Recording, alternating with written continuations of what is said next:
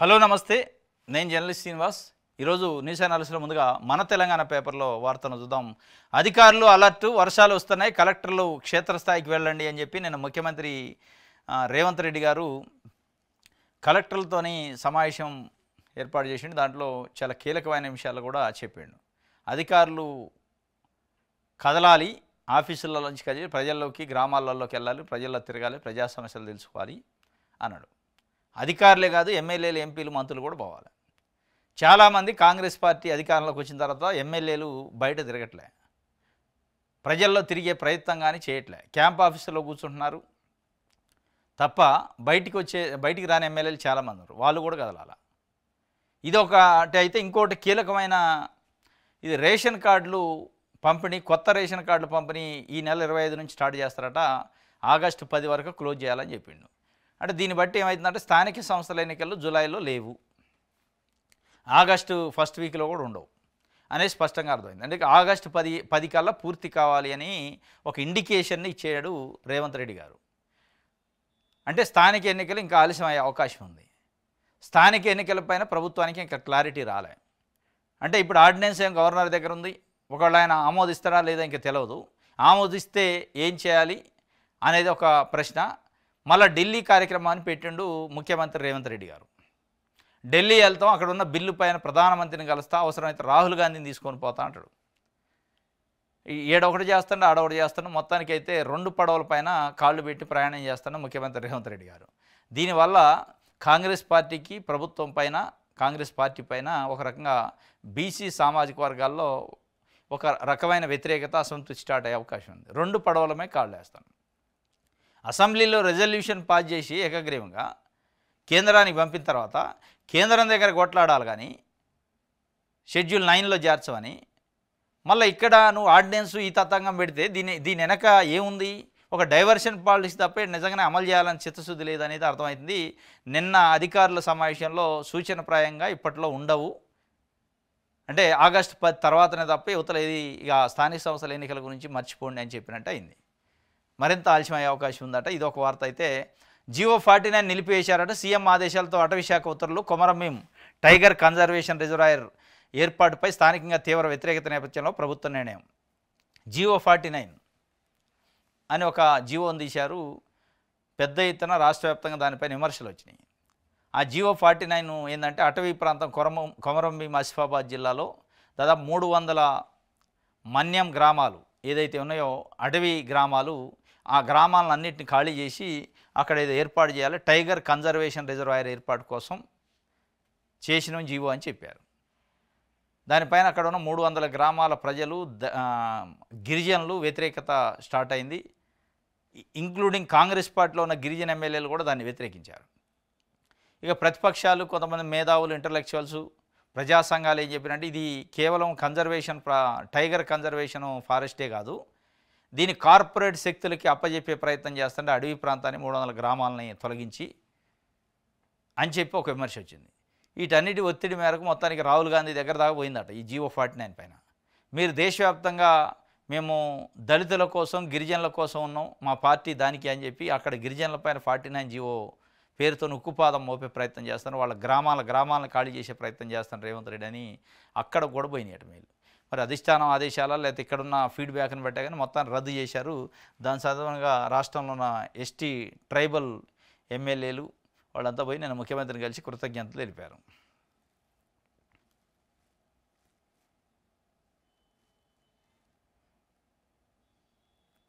సాధ్యం కాదని తెలిసి బీసీ బిల్లు 42% రిజర్వేషన్లు 9వ షెడ్యూల్లోకి తేలేం.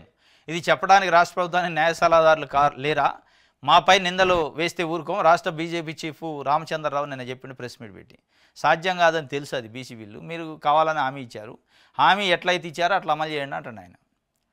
హామీ ఎట్లా అమలు చేయాలనుకొని ఇచ్చారో అది అమలు చేయండి. మీరు హామీలు ఇస్తారో మా పైన నెట్టే ప్రయత్నం కేంద్ర ప్రభుత్వం పైన ఎట్లా చేస్తారు? 9th షెడ్యూల్ చేర్చడం అంటే అంత ఈజీ కాదు కదా, ఇది దేశవ్యాప్త సమస్య అని వాళ్ళు చెప్తున్నారు. కానీ ఇప్పుడు తమిళనాడులో ఉంది కదా 9th షెడ్యూల్లో. మీరు అంటున్నట్టు మధ్యప్రదేశ్లో 50% సీలింగ్ దాటింది కదా. ఆ వ్యవహారం అయితే వీళ్ళకి కూడా, మా తెలంగాణ రాష్ట్రానికి కూడా అమలు చేయండి అని తెలంగాణ ప్రభుత్వం అంటుంది. వాస్తవంగా బీజేపీకి చెప్పో ఇంకోటో ఆమె ఇవ్వకపోవచ్చు, మీరు చేసేది కాంగ్రెస్ పార్టీ కోసం కాదా? ఒకవేళ నిజంగానే 9th షెడ్యూల్లో చేస్తే 42% రిజర్వేషన్ బీసీల కోసం, తెలంగాణ బీసీల కోసం చేసినట్టయింది.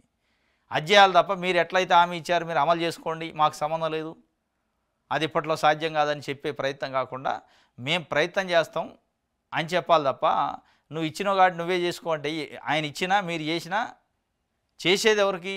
తెలంగాణలోనూ బీసీ సమాజానికి. అది గుర్తుపెట్టుకోవాలి.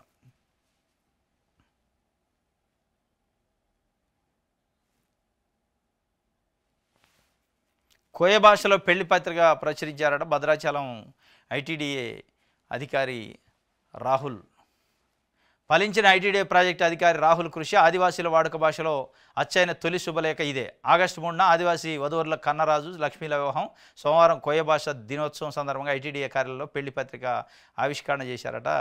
నిన్న కోయ భాషలో పెళ్లి పత్రిక ఉంది. ఇది కొంచెం తెలుగు లెక్కనే ఉంది, మరి కోయ భాష అంటే వేరే లెక్కలేదు. ఇక్కడ భద్రాచలం ఐటీడీఏ ప్రాజెక్టు అధికారి శ్రీ రాహుల్ ఐఏఎస్ గారి ప్రేరణతో కోయ భాషలో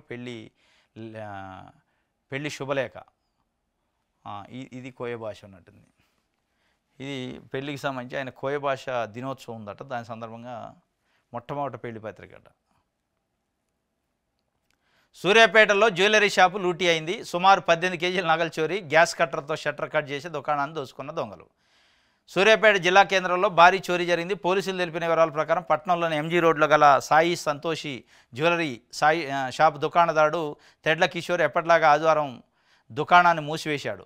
సోమవారం ఉదయం దుకాణాన్ని తెరిచి చూడగా చోరీ జరిగినట్టు గుర్తించాడు. భారీగా బంగారం దొంగలు ఎత్తుకెళ్లినట్టు పోలీసులకు సమాచారం ఇచ్చాడు. దీంతో ఘటనా స్థలాన్ని జిల్లా ఎస్పీ నరసింహ పరిశీలించి అనంతరం మాట్లాడుతూ దొంగలు బంగారు షాప్ వెనక నుండి బాలాజీ గ్రాండ్ ఎదురుగా ఉన్న 2 బాత్రూంలోకి రంధ్రం పెట్టి గ్యాస్ కట్టర్తో షట్టర్ను కట్ చేసి లోపలికి వెళ్ళారు అని తెలిపారు. బాధితులు తెలిపిన వివరాల ప్రకారం సుమారు 18 కేజీల బంగారం చోరీకి గురైనట్టు అంచనా వేస్తున్నారని తెలిపారు. 2011లో పట్టణంలో మరో బంగారు దుకాణం ఇదే తరహాలో చోరీ జరిగినట్టు గుర్తు చేశారు. కేసును ఛేదించడానికి 5 పోలీసు ప్రత్యేక బృందాలను ఏర్పాటు చేశామని, దొంగతనానికి పాల్పడే వారిని త్వరితగతిన గుర్తించి చట్టపరమైన చర్యలు తీసుకోవడానికి తెలిపారు. ఇది నిన్న సూర్యాపేట టౌన్లో జరిగింది. వెనక బాత్రూమ్ ఉంటే దాని నుంచి కట్ చేసి గ్యాస్ కట్టర్తో కట్ చేసి ఎంటర్ అయ్యి వాళ్ళు ఎక్కడికి పోలేదట. బ్యాంకులో ఎక్కడ లాకర్ ఉందో ఆ లాకర్ దగ్గర పోయి బంగారం ఇంకో 18 లక్షల రూపాయల డబ్బులు ఉంటే తీసుకొని చెక్ చేశారట. ఇది స్పష్టంగా పోలీసులు చెప్తున్నా మనకు అర్థమవుతుంది ఏంటంటే మొత్తం ఆ షాపు గురించి అనుమానం తెలిసిన వాళ్ళు చేశారు. ఆ షాపులో పనిచేసేవాళ్ళ లేకపోతే ఆ షాపుకు సంబంధించి ఇంకేమైనా వేరే రకంగా సంబంధాలు ఉన్నోళ్ళ, మొత్తానికి చాలా సన్నిహితమైన వ్యక్తులే ఆ షాపు గురించి అనుమానం తెలిసిన వ్యక్తులే చేస్తారు. ఎక్కడ బాత్రూమ్ ఉంటుంది, ఎక్కడ గ్రిల్స్ ఉంటాయి, ఎక్కడ గ్యాస్ కట్టర్ పెట్టవచ్చు అని తెలిసిన వ్యక్తులే చేశారు. ఆ గ్యాస్ వండ అవన్నీ కూడా అక్కడే వదిలేసిపోయారు. ఈ రకంగా కూడా జరుగుతున్నాయి దొంగతనాలు. రైట్, వెలుగు పేపర్ చూద్దాం. బెట్టింగ్ యాప్స్ కేసులో సెలబ్రిటీలకు ఈడీ సమాన్లు ఇచ్చిందట. రానా దగ్గుబాటి, ప్రకాష్ రాజు, విజయ్ దేవరకొండ, మంచు లక్ష్మికి జారీ. 23న రానా, 30న ప్రకాష్ రాజు, ఆగస్టు 6న విజయ్ దేవరకొండ, 13న అంటే ఆగస్టు 13న మంచు లక్ష్మి విచారణకు హాజరు కావాలని ఆదేశం. ఆన్లైన్ బెట్టింగ్ ప్రమోట్ చేసిన 29 మందిపై ఈసీఐఆర్ నమోదు. సెలబ్రిటీల ప్రమోషన్స్ను సోషల్ మీడియాలో అప్లోడ్ చేసిన బెట్టింగ్స్ గ్యాంగు మనీ లాండరింగ్ కోణంలో దర్యాప్తు ప్రారంభించిందట ఈడీ. మొత్తానికి బెట్టింగ్ యాప్స్ కేసులో దాదాపు 29 మంది మీద కేసు అయింది. ఇప్పుడు ఫస్ట్ స్పెల్లో ప్రకాష్ రాజు, రానా, విజయ్ దేవరకొండ, మంచు లక్ష్మిని పిలిచారట. ఈడీ సమాన్లు ఇచ్చింది. మరి వీళ్ళు వెళ్తారా, మళ్ళీ ఏమైనా కోర్టులకు పోయి స్టే తెచ్చుకుంటారో తెలియదు. వాళ్ళు చేసిందే సిగ్గుమాలిన పని. బెట్టింగ్ యాప్లు కూడా చేస్తాడు ప్రమోషన్స్. అది బెట్టింగ్ యాప్ అని తెలుసు, అది చట్ట వ్యతిరేకం అని తెలుసు, దాంతో ప్రజలు బలవుతారని తెలుసు, దాంట్లో వేల అభిమానులు కూడా ఉంటారని తెలుసు. ఇక డబ్బులు కరువు పోయినాయి అని ఇంకో రకమైన పని చేసుకుంటే పోయి డబ్బుల కోసం కక్కుర్తిపడి ఇక ఈ పనులు చేశారు. మళ్ళీ మామూలు వాళ్ళ పెద్ద పెద్ద హీరోలు, పెద్ద పెద్ద నటులు అనమాట, పేరున్నోళ్ళు. మరి ఇప్పుడు ఏం చెప్తారో సమాధానం చూడాలి.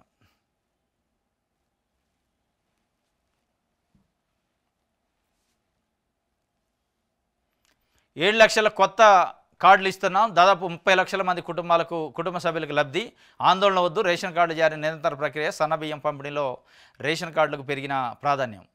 ఈ నెల 25 నుంచి ఆగస్టు 10 వరకు అన్ని మండల కేంద్రాల్లో పంపిణీ కార్యక్రమం ఉంటుందని ఒక వార్తనిచ్చారు. స్థానిక ఎన్నికలు మరింత ఆలస్యం, పరోక్షంగా సంకేతాలు ఇచ్చిన సీఎం రేవంత్ రెడ్డి. అదే ఈ నెల 25 నుంచి ఆగస్టు 10 వరకు అంటే అప్పటిదాకా ఎన్నికలు లేవు, మరింత ఆలస్యం అయ్యే అవకాశం ఉంటుంది అనేది ఒక వార్తని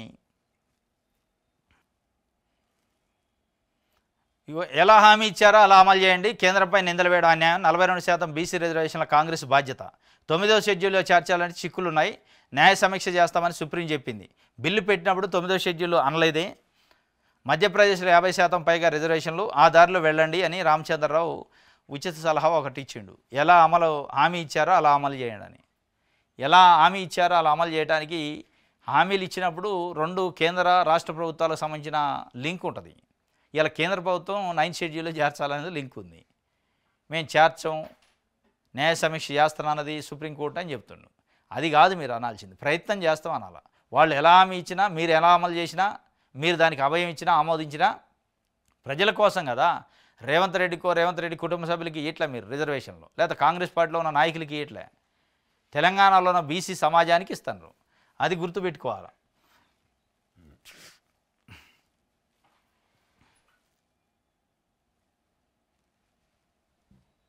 రైట్, ఈనాడు చూద్దాం.